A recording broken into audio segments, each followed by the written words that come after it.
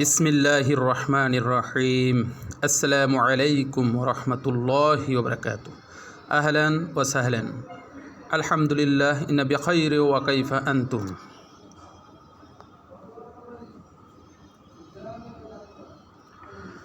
পরিচয়: মোহাম্মদ আল আমিন, প্রশিক্ষণার্থী, আল কোরআন বেচ 2, প্রকল্প 2024, আইডি নং 16, BMTTI, ভুটবাজার, গাজীপুর।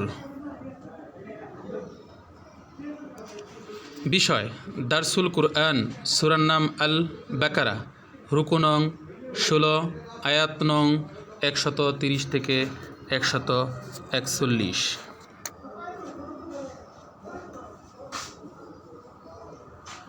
নাতা দারসুল এ পাঠে অধ্যয়ন শেষে আমরা অত্র আয়াতে কারিমার শানে নজুল সম্পর্কে জানতে পারব।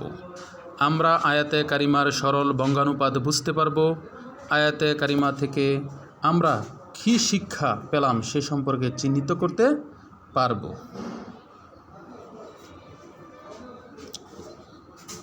আয়াতের শানে নজুল: কওলুহু তাআলা ওয়া ক্বালু কুনু হুদান আও নাসারা তাহাদাদু। হযরত ইবনে আব্বাস রাদিয়াল্লাহু আনহু থেকে বর্ণিত, একদা ইবনে সুরিয়া নবী করিম সাল্লাল্লাহু আলাইহি সাল্লামকে বললেন, হে নবী করিম সাল্লাল্লাহু আলাইহি সাল্লাম, হেদায়েত কি? আমরা হেদায়েতের উপর আছি, আমাদের অনুসরণ করো, হেদায়েত পাবে। নাসারাগণ কি এমনই মন্তব্য করেছিল ইহুদিদের মতো? তখনই আল্লাহ তাআলা উক্ত আয়াতে বর্ণিত করেছিলেন, ওমান ইয়ারগাবু আন মিল্লাতি ইব্রাহিম। এই যে আয়াতটা, এই আয়াতের দেখেন, এই আয়াতের প্রেক্ষিতে একটি হাদিস, আবদুল্লাহ ইবনে সালাম নামক একজন ইহুদি আলেম বা পণ্ডিত, যিনি তাওরাত গ্রন্থ অভিজ্ঞ ছিলেন, তিনি তাওরাতে হজরত রাসূল করিম সাল্লাল্লাহু আলাইহি সাল্লাম এর নবুয়ত সম্পর্কে আল্লাহ তাআলা ওয়াদা ও ভবিষ্যৎবাণী পাঠ করেন। পরে হজরত রাসূল করিম সাল্লাল্লাহু আলাইহি সাল্লামের উপর ঈমান আনেন।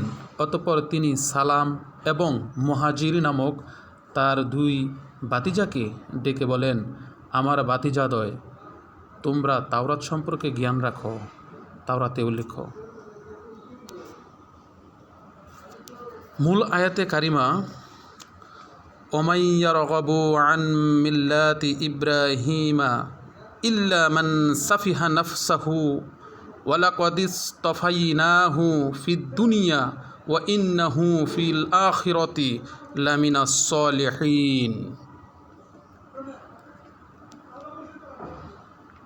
ইদ ক্বালা লাহু রাব্বুহু আসলিম ক্বালা আসলামতু লিরাব্বিল আলামিন।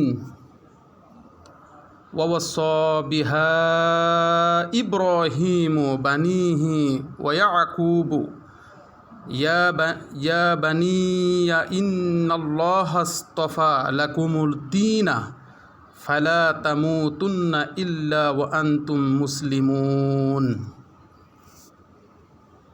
আয়াতের বাংলায় অনুবাদ: প্রথম যে আয়াত আমি পেশ করলাম, ওই আয়াতের অনুবাদ: সেই নির্বোধ ছাড়া অন্য এমন কে আছে যে মিল্লাতে ইব্রাহিম হতে ফিরে যাবে, এবং নিশ্চয়ই আমি তাকে পছন্দ করেছি এবং আখিরাতেও সে নেককারদের অন্তর্ভুক্ত হবে। দ্বিতীয়ত যে আয়াতটা আমি পেশ করেছি, ওই আয়াতের অনুবাদ: তার প্রতিপালক যখন তাকে বলেছিলেন, তুমি আত্মসম্পূর্ণ করো, উত্তরে সে বলল, আমি সারা জগতে প্রতিপালকের কাছে আত্মসম্পূর্ণ করলাম। তৃতীয়ত যে আয়াতটি আমি পেশ করেছিলাম, ওই আয়াতের বঙ্গানুবাদ: আর এ বিষয়ে ইব্রাহিম ও ইয়াকুবীয় পুত্রগণকে অন্তিম উপদেশ দান করে গেছে, হে পুত্রগণ, আল্লাহ এ দিনকে তোমাদের জন্য পছন্দ করেছেন, কাজেই তোমরা মুসলিম না হয়ে মৃত্যুবরণ করো না।